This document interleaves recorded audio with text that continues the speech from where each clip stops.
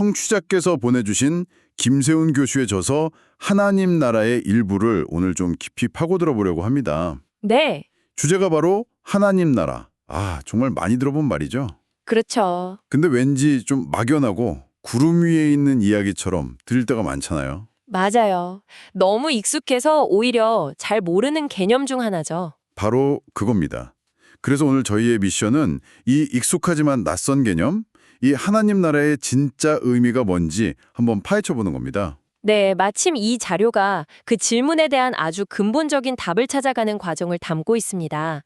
예수가 선포한 하나님 나라가 왜 복음, 그러니까 왜 굿뉴스가 되는지. 굿뉴스? 네, 이게 그냥 죽어서 천당 간다 이런 차원의 이야기가 아니라 지금 여기를 살아가는 우리 인간의 가장 깊은 문제랑 어떻게 연결되는지를 파고들고 있거든요. 네, 보니까 예수의 기도문에서부터 시작해서 비유, 또 치유 사건들까지 여러 단서들을 막 따라가더라고요. 그럼 그 첫 번째 단서부터 한번 시작해 볼까요? 좋습니다. 이 자료가 아주 흥미롭게도 예수의 기도문, 거기서부터 이야기를 풀어나가요. 보통 기도라고 하면 길고 좀 장엄한 걸 떠올리는데 예수의 기도는 당시 다른 유대교 기도랑 비교하면 굉장히 짧았다고 지적하더라고요. 네, 아주 간결하죠. 이 간결함 속에 대체 어떤 핵심이 담겨 있는 걸까요? 바로 그 지점이 이 책의 첫 번째 통찰입니다. 당시 유대교의 공식 기도문이었던 소위 18번 축복 기도 같은 걸 보면요. 국가의 번영, 적에 대한 복수, 풍작 기원, 온갖 구체적인 소원들이 정말 빼곡하게 들어있거든요. 네네. 그런데 예수의 기도는 어떠죠? 딱 4가지예요. 하나님 나라, 하루치 양식, 죄 용서, 그리고 유혹으로부터의 보호.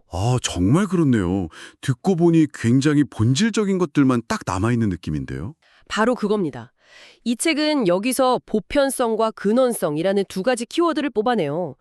예수의 기도는 이스라엘이라는 특정 민족만의 문제가 아니라 시대를 초월해서 모든 인간이 겪는 가장 근본적인 문제들을 다루고 있다는 거죠. 모든 인간의 문제요? 네. 그리고 자료에서는 이 인간의 근본적인 실존 상태를 아담적 순경이라는 표현으로 설명합니다. 아담적 숙명이요? 조금만 더 설명해 주실 수 있을까요? 창조주와의 관계가 끊어진 상태에서 비롯되는 모든 문제를 총칭하는 말이라고 보시면 됩니다. 죽음에 대한 공포라던가 삶의 의미를 잃어버린 것, 관계의 파괴, 끝없는 결핍감 이런 것들이죠. 결국 예수의 기도는 이 아담적 숙명의 극복을 구하는 기도라는 겁니다. 이제야 연결이 되네요. 그러니까 하나님의 통치, 하나님 나라가 온다는 소식은 이 숙명에서 벗어날 길이 드디어 열렸다는 굿 뉴스, 복음이 되는 거군요. 바로 그겁니다. 인간을 올가매고 있던 그 근본적인 문제의 사슬이 끊어질 수 있다는 희망의 메시지였던 거죠. 단순히 하나님이 다스리신다는 선언이 아니었네요. 그렇죠. 자료에 따르면 이건 하나님의 아주 오래된 약속의 성취이기도 하고요. 인간을 억압하던 사탄의 통치, 즉 죽음과 결핍의 질서에서 벗어나서 하나님의 생명의 통치가 회복되는 새로운 시대가 이제 막 시작됐다는 선포. 그게 바로 예수가 전한 복음의 심장이었던 겁니다. 그런데 하나님 나라라는 게 눈에 보이는 건 아니잖아요. 그렇죠. 그럼 예수는 이걸 사람들에게 어떻게 설명했을까 궁금한데 자료에서는 2가지 아주 강력한 그림 언어를 사용했다고 분석하더라고요. 잔치와 상속. 네, 그냥 잔치도 아니고 기쁨이 가장 충만한 호린잔치에 비유합니다. 한번 상상해 보세요. 잔치집에는 풍성한 음식, 음악, 기쁨, 나눔이 있죠. 배고픔이나 결핍이 없습니다. 네네. 듣기만 해도 풍요로운 이미지네요. 바로 이 이미지를 통해 하나님 나라의 속성을 보여준 겁니다. 이 자료에서는 이 잔치의 이미지가 사탄의 나라와 아주 극명한 대조를 이룬다고 설명해요. 사탄의 나라요? 네, 아담적 숙명 아래에 있는 세상은 어떻죠? 한정된 자원을 놓고 서로 더 많이 가지려고 싸우고 착취하잖아요. 말하자면 제로섬 게임 같은 곳이죠. 늘 결핍감과 욕구불만에 시달리고요. 제로섬 게임. 반면에 하나님 나라는 끝없이 솟아나는 샘물 같은 잔치집이라는 겁니다. 나누면 나눌수록 오히려 더 풍성해지는 곳이죠. 와, 제로섬 게임과 잔치집이라니 비교가 정말 확 와닿는데요. 갑자기 시편 23편에서 원수의 목전에서 내게 상을 차려주신다는 구절도 떠오르고요. 네, 바로 그런 이미지죠. 단순한 풍요를 넘어서 어떤 완전한 승리와 구원의 느낌이 드네요. 상속이라는 그림도 마찬가지로 흥미롭고요. 상속은 그 관계의 회복을 보여주는 아주 중요한 그림입니다. 우리가 하나님의 자녀라는 지위를 회복해서 그분의 무한한 부요함을 물려받게 된다는 개념이니까요. 자녀로서의 지위 회복. 그리고 이 책에서 제가 정말 탁월하다고 느꼈던 분석이 바로 탕자의 비유가 이 잔치와 상속이라는 두 그림을 완벽하게 결합시킨 최고의 비유라는 설명이었어요. 한테 가락지 끼워주고 새 옷 입히는 장면이 그냥 환영한다는 의미를 넘어선다는 건가요? 그렇습니다. 고대 근동에서 가락지는 가문의 인장, 그러니까 권위를 상징해요. 아, 정말요? 네. 상속자로서의 법적인 지위를 회복시켜준다는 명백한 표시인 거죠. 그리고 뭘 하죠? 살찐 송아지를 끌어다가 잡으라 우리가 먹고 즐기자. 최고의 잔치를 열죠. 네네. 죽었던 아들이 살아 돌아왔으니, 즉 죽음에서 생명으로 옮겨졌으니 잔치를 여는 게 당연하다는 겁니다. 와, 상속자 지위의 회복과 풍성한 잔치. 이 두 가지가 결합되면서 하나님의 충만함, 이 자료에서 말하는 플레로마에 참여하는 구원의 모습이 정말 생생하게 그려지네요. 바로 그 지점입니다. 탕자의 비유는 하나님 나라가 어떤 곳인지를 보여주는 가장 완벽한 스케치인 셈이죠. 잔치나 생속 같은 비유를 들으면 하나님 나라가 미래에 올 어떤 멋진 일처럼 느껴지는데요. 네, 그렇게 생각하기 쉽죠. 근데 이 자료에서 정말 흥미로운 지점은 예수가 아니 그게 바로 지금 시작됐어 라고 선언했다는 거잖아요. 그걸 어떻게 보여줬다는 거죠? 맞습니다. 미래의 약속일 뿐 아니라 이미 그러나 아직은 아닌 already but not yet 현재적 실현이라는 건데요. 그 결정적인 증거로 자료가 제시하는 게 바로 예수의 치유 사역입니다. 아치요. 예수가 귀신을 쫓아내는 걸 보고 사람들이 논쟁을 벌일 때 예수가 이렇게 말하거든요.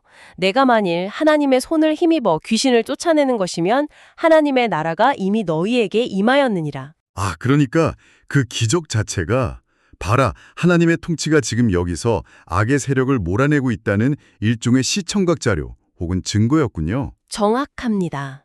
하나님 나라가 그냥 말로만 선포된 게 아니라 예수의 구체적인 행동을 통해 지금 이 땅에서 실제로 구현되고 있음을 보여준 사건이라는 거죠. 네네. 여기서 이 자료는 치유의 의미를 우리가 생각하는 것보다 훨씬 더 넓게 봐야 한다고 강조합니다. 단순히 육신의 병을 고치는 것만이 아니라는 말씀이시죠? 네, 자료는 예수의 치유를 인간 실존의 모든 영역에서 우리를 온전케 함이라고 정의해요. 육신의 질병은 물론이고 정신적인 억압, 귀신 들림 같은 거요. 그리고 더 나아가서 사회적, 관계적 깨어짐까지 다 포함하는 개념이라는 거죠. 관계의 깨어짐까지요? 네, 죄인을 불러서 하나님과 그리고 이웃과의 관계를 회복시키는 모든 활동이 바로 치유였다는 겁니다. 아, 그 대표적인 예로 세리 삭개오 이야기가 나오는군요. 그렇죠. 삭개오는 맘몬, 그러니까 돈의 우상에 사로잡혀서 동족을 착취하던 사람이었잖아요. 관계가 완전히 망가진 상태였죠. 네. 근데 그가 예수를 만나 회개하고 자기 재산 절반을 가난한 사람들에게 나눠주고 토색한 게 있으면 4배로 갚겠다고 선언합니다. 그러자 예수가 오늘 구원이 이 집에 이르렀다고 말하죠. 병을 고쳐준 것도 아닌데 구원이 임했다고 선언하는군요. 바로 그게 핵심입니다.